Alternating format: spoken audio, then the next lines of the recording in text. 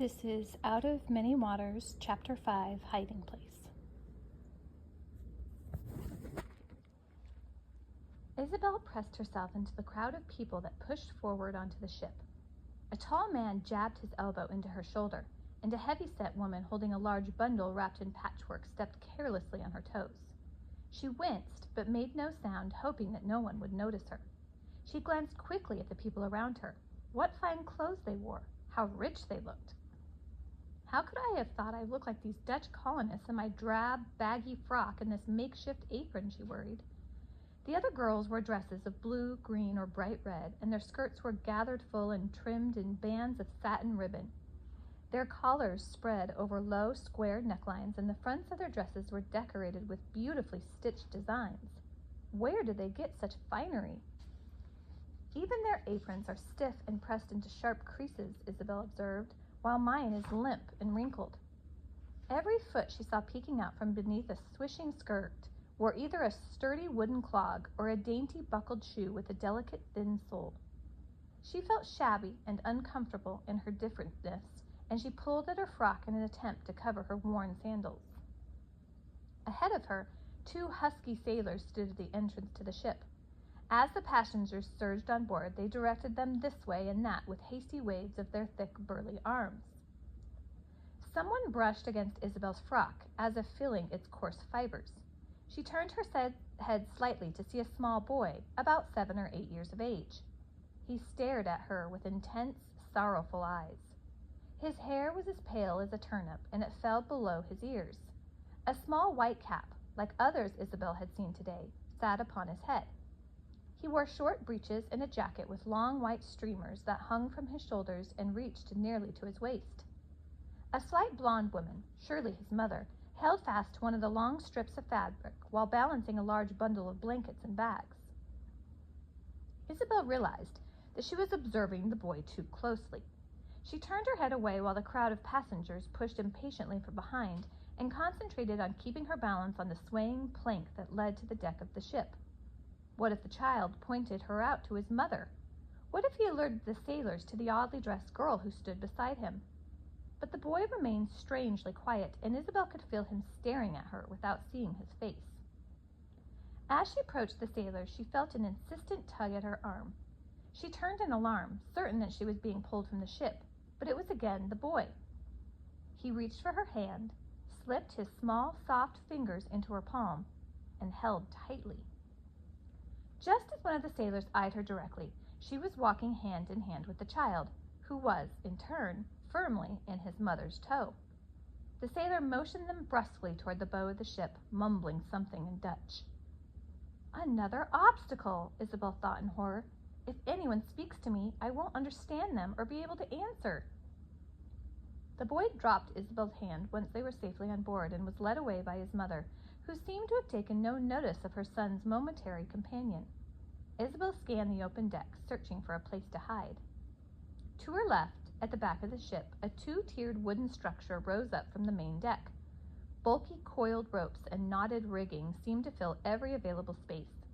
Sailors made a steady parade up and down a narrow set of steps.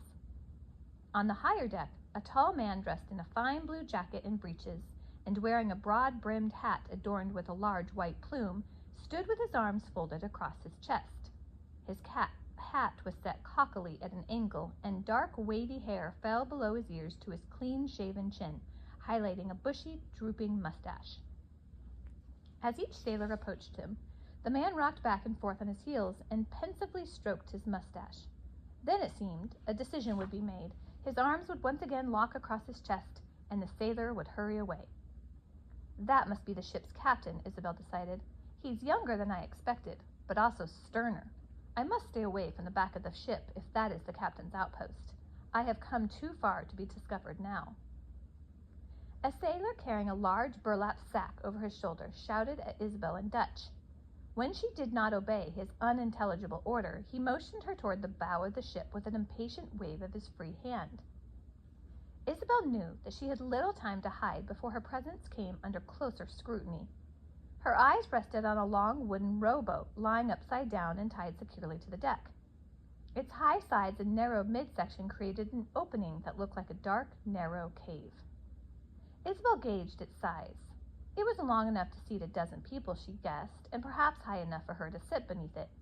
She could lie unnoticed in its darkness, yet enjoy a flow of fresh air through the opening created by its sloping midsection. Isabel walked alongside the inverted boat, stopping between it and the ship's rail. Fewer passengers and crew crowded the deck as people settled themselves below, and no one was near the longboat. She sat down on the deck, her back against the boat's curving, polished sides, and measured its height against her head. It rose several inches above her. Carefully, she pushed her sack of belongings under the opening and glanced down. Even from her position so low on the deck, she could no longer see the sack. She knew this might be her only chance to hide before she was found, but still she hesitated. Then Isabel heard the sound of loud banter and thudding footsteps. In one swift motion, she flattened herself on the smooth planking and slid like a wet fish under the dark coolness of the wooden boat.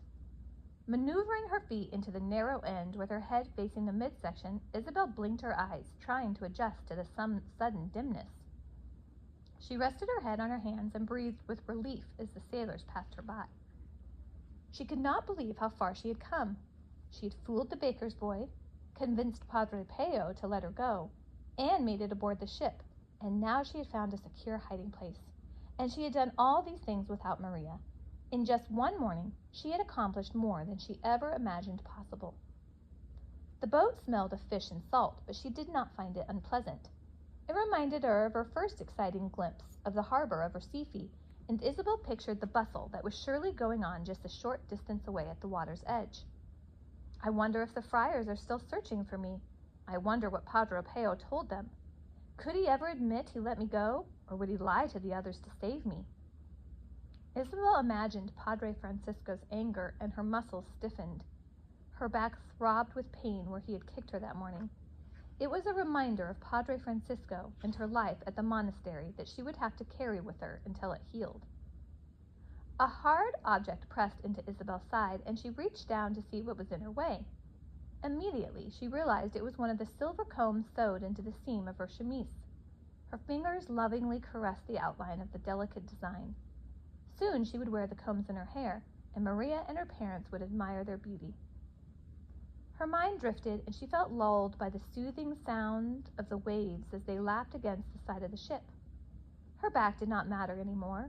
Padre Francisco and Padre Diego did not have any meaning in her new life. Isabel was exhausted.